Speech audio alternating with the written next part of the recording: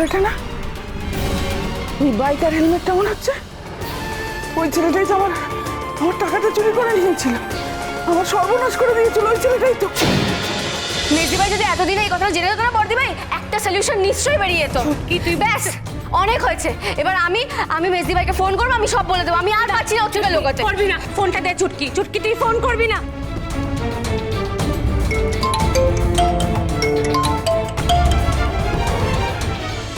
হ্যাঁ বল।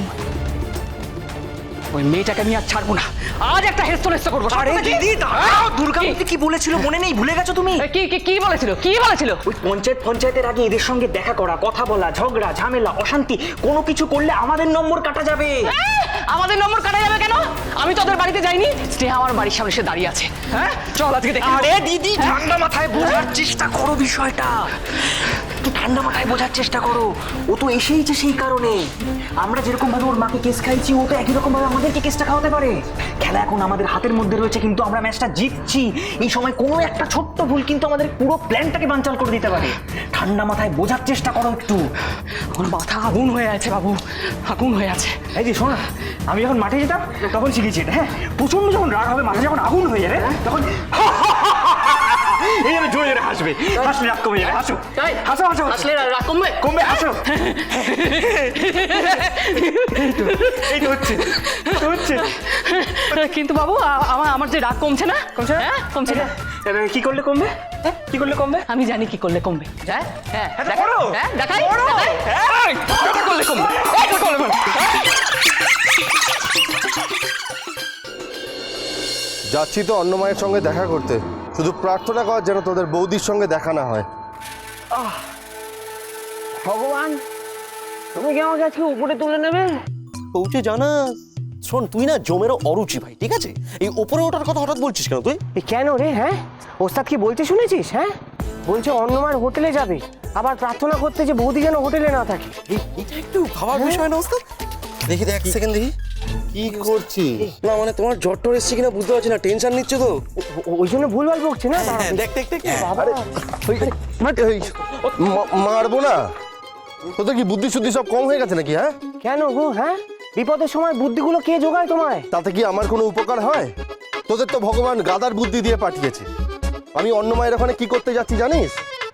অন্য মায়ের ওখানে অন্য মাকে বলতে যাচ্ছি যে অন্য মা এই নিন 10 লাখ টাকা, আর ওই ফালতু মহিলার মুখে ছুঁড়ে মারুন, যাতে পঞ্চায়েত না ডেকে ঝামেলাটা না হয়। আর যদি স্নেহা থাকে তাহলে কি এই কথাগুলো ওখানে বলতে পারবো? না। পারবো না তো তাহলে? ওস্তাদ একটু মাথা ঠান্ডা করো নাকি? মাথা গরম করে গাড়ি চালালে কি করতো? তিনজনেই তাই বুঝে শুনে কথা বল, ফালতু কথা বলবি না। চ প্রার্থনা কর বৌদি যেন হোটেলে না থাকে। ভাই, বৌদি যেন হোটেলে না থাকে, বৌদি যেন না থাকে। আস্তে আস্তে গাড়ি চালাও, চলো। ও বাবা, মেজদি ভাই কোথায়? আমি একটু বাইরে এসেছিলাম। কেন, কোনো কাজ ছিল? বল। তুই বাড়ি আয়, এমার্জেন্সি আছে।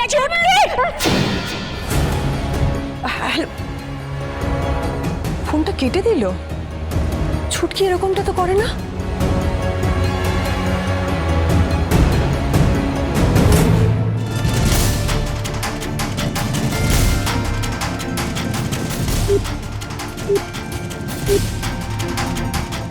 না না, আমাকে এক্ষুনি বাড়ি যেতে হবে। তোকে এতবার করে বলছি, তুই কেন বুঝতে পারছিস না চুটকি? মা বারণ করছে, তার মানে নিশ্চয়ই কোনো কারণ আছে। তুই সেটা কেন বুঝতে পারছিস না? তুই কেন বুঝতে পারছিস না বর্দি ভাই? 10 লাখ টাকা চুরি হয়ে গেছে, থানা পর্যন্ত রিপোর্ট নেয়নি। এতদিনে মেজদি ভাই ওই অফিসারগুলোকে ভালো করে শিক্ষা দিয়ে দিত। ইন্দিরা তোদেরকে জোর করে টাকা দেওয়াও গুছিয়ে দিত। সবটা বুঝতে পারছি আমরা চুটকি। তুই আমাকে ফোনটা দে। দেবো না, প্লিজ দে। না আমাকে কিচ্ছু বলবি না। ঠিক আছে, দিস না ফোন। মেজদি ভাই আসবে, আমি সামনাসামনি মেজদি ভাইয়ের সাথে সব কথা বলে নেবো। মা তুমি কখন আসবে? মা, আমি আর সামলাতে পারছি না এদিকে।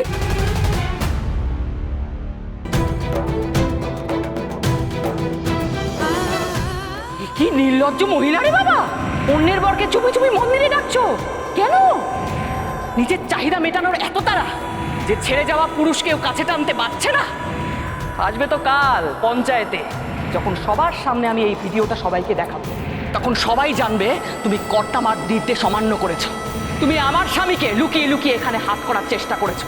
হ্যাঁ, তখন জমবে আসল মজা।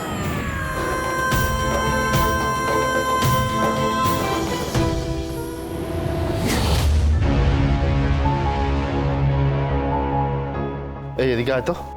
ইয়ে ওস্তাদ কিছু করলাম নাকি? কি করবি সেই নিয়েই তো আলোচনা করব। ওস্তাদ সব আলোচনা করেই তো যাই, তারপরে পুরোটাতে চুনা পড়ে যায়।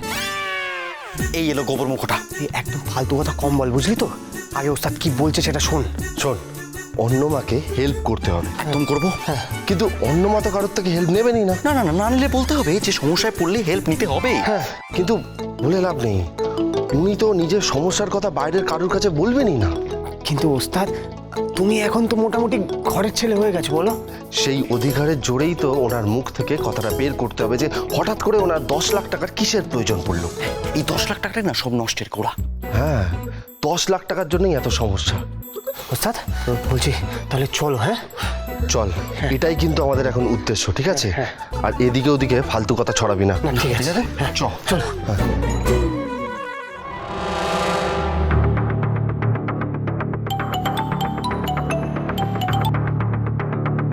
হ্যাঁ ভাই বল, কি খবর? খবর তো তুই বলবি। জুয়া খেলা ছেড়ে দিলি না কি বে?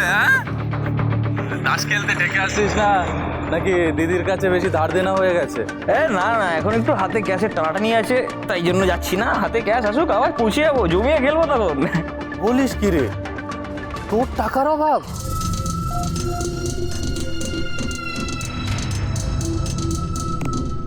সেদিন তো বড় দাও মেরেছিস, টাকাগুলো কোথায় গেল?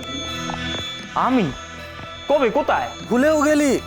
সেদিন যে আমার বাইকটা নিয়ে সাথে আবার আমার স্পেশাল হেলমেটটা নিয়েও গেলি, তো টাকা হাতাবি বলেই তো নাকি?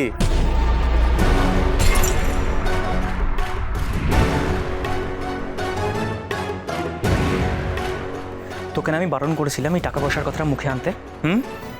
যে ভাগটা পেয়েছিলাম তার মধ্যে তুইও তো তোর ভাগ পেয়েছিলি নাকি? পেয়েছিলি তো? শোন, তোকে একটা কথা না খুব ভালো করে বলে দিচ্ছি, ঠিক আছে? এই টাকার কথা যদি আর একবারও তোর মুখ থেকে আমি শুনেছি, মেরে গুড়িয়ে তোমাকে ছাতু করে দেবো কিন্তু। হ্যাঁ আচ্ছা আচ্ছা আচ্ছা, এই রাগ করছিস কেন? আয় ভাই, আয় ভাই, থেকে আয়, আমরা জমিয়ে তাস খেলবো। রাখ ফোনটা।